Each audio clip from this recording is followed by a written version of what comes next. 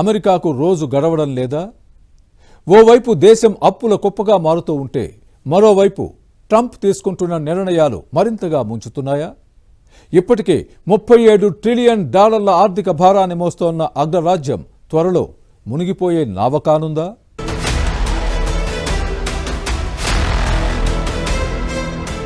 America first నినాదంతో make America great again స్లోగన్తో రెండోసారి America అధ్యక్ష పగ్గాలు చేపట్టిన ట్రంప్ దేశం అప్పుల కుప్పగా మారుతున్నా, ఆర్థిక పరిస్థితి రోజు రోజుకు తీసికట్టు అన్నట్లుగా దిగజారిపోతున్నా పట్టించుకోవడం లేదన్న విమర్శలు వినిపిస్తున్నాయి. ఇప్పటికే అప్పుల భారంతో కుంగిపోతున్న అగ్రరాజ్యాన్ని ట్రంప్ తీసుకుంటున్న నిర్ణయాలు మరింతగా ముంచేస్తున్నాయన్న ఆగ్రహవేశాలు వ్యక్తమవుతున్నాయి. ప్రస్తుతం అమెరికా రుణభారం రికార్డు స్థాయిలో 37 ట్రిలియన్ డాలర్లకు అంటే 3.25 కోట్లకు చేరింది. అమెరికా ఆర్థిక శాఖ ఇటీవల విడుదల చేసిన నివేదికలో ఈ విషయం వెల్లడైంది. నిజానికి 2037 నాటికి అమెరికా రుణభారం 37 ట్రిలియన్ డాలర్లకు చేరుతుందని 2020లో అంచనా వేశారు. కానీ ఈ రుణభారం ఊహించని రీతిలో చాలా వేగంగా పెరిగింది. ఈ ఏడాదే 37 ట్రిలియన్ డాలర్లకు చేరింది.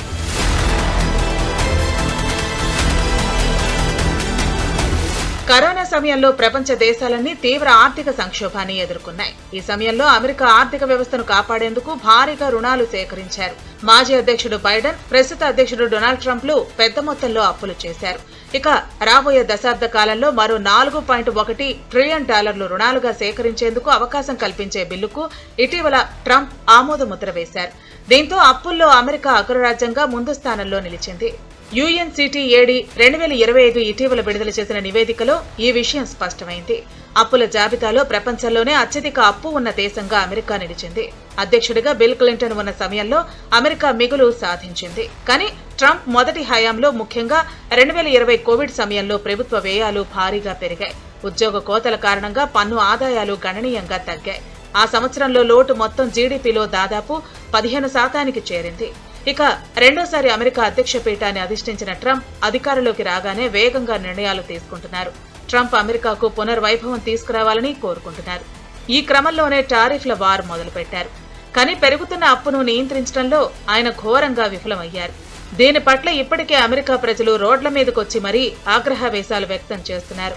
ఓవైపు ట్రంప్ తీసుకుంటున్న పిచ్చి నిర్ణయాలతో పాటు మరోవైపు అమెరికాలో ప్రభుత్వ ఆదాయం తగ్గుతోంది. ఖర్చు విపరీతంగా పెరుగుతోంది.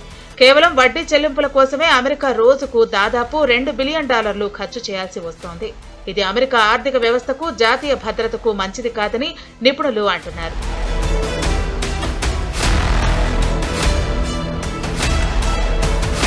పలు నివేదికల ప్రకారం ప్రపంచంలోనే అత్యధిక రుణభారాన్ని అమెరికా మోస్తోంది. మిగతా దేశాలు పావు వంతు భారాన్ని మోస్తున్నాయి. దీంతో అమెరికా దీర్ఘకాలిక ఆర్థిక స్థిరత్వంపై ఆందోళనలు రోజురోజుకు పెరుగుతున్నాయి. అమెరికా ప్రభుత్వం తన రుణదాతలకు చెల్లించాల్సిన మొత్తం సొమ్ము ప్రస్తుతం 37 లక్షల కోట్ల డాలర్లకు చేరగా ఇది అమెరికా జీడీపీలో 122% సమానం. ఈ క్రమంలోనే ప్రతి 3 నెలలకు అమెరికా రుణభారం దాదాపు లక్షల కోట్ల డాలర్లు పెరుగుతోంది. ఈ నేపథ్యంలో పక్క దేశాలతో గిల్లి కజ్జాలు పెట్టుకుంటూ టారిఫ్ వార్లతో కాలం గడుపుతున్న ట్రంప్ ఇకనైనా దేశ ఆర్థిక పరిస్థితిని మెరుగుపరిచే దిశగా ఆలోచనలు చేయాలన్న అభిప్రాయాలు వ్యక్తమవుతున్నాయి. మేక్ అమెరికా గ్రేట్ అగైన్ అన్న నినాదాలతో కాలక్షేపం చేయటం కాదని ఆ దిశగా మెరుగైన చర్యలు తీసుకోవాలన్న డిమాండ్లు వినిపిస్తున్నాయి.